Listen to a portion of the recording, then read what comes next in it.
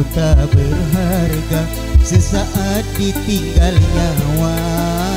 Anak istri tercinta tak sudi lagi bersama, secepatnya jasad dipendam.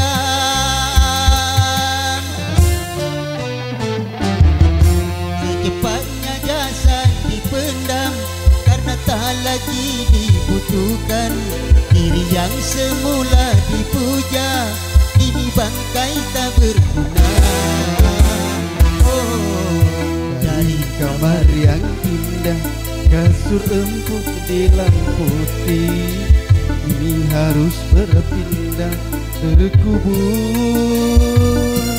dalam perut bumi.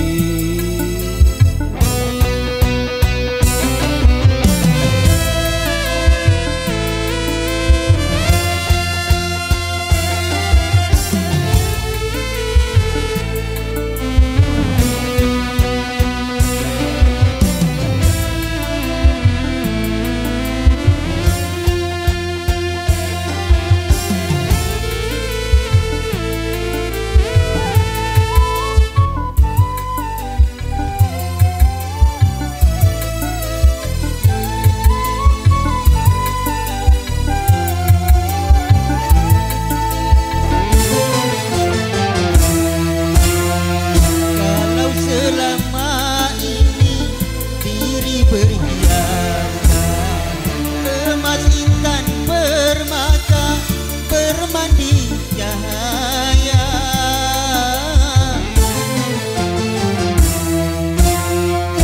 Tetapi kali ini di dalam kuburan, gelap akan mencekam tanpa seorang teman. Terputuslah pergaulan, terbujurlah sendirian, diri terbungkus kain kafan. Wajah dan tubuh indah yang dulu dipuja-puja, kini tiada lagi orang sudi menyentuhnya. Santapan cacing tanah,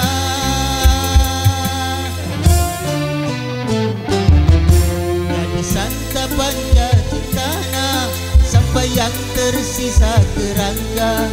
Begitulah suratan badan ke bumi dikembalikan.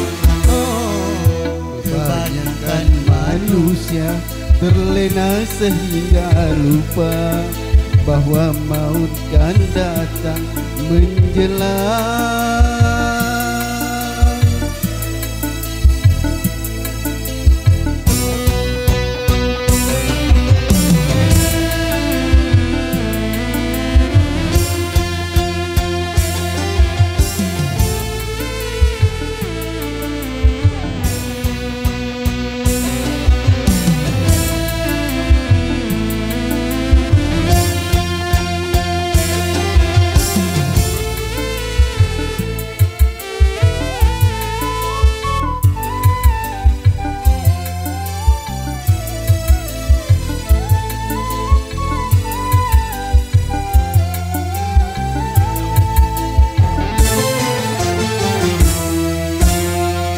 Kalau selama ini diri berhiaskan emas intan permata, bermandi cahaya.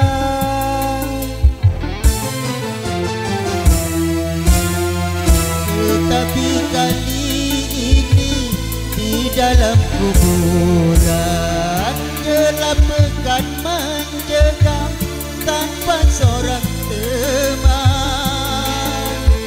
Terputuslah pergaulan,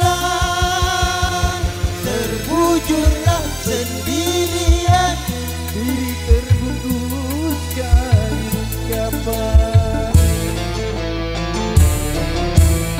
wajah dan tubuh indah yang dulu dipuja-puja, kini tiada lagi orang sudi menyentuhnya. Kesantapan cacing tanah jadi santapan cacing tanah, sampai yang tersisa kerangka. Begitulah suratan badan ke bumi dikembalikan.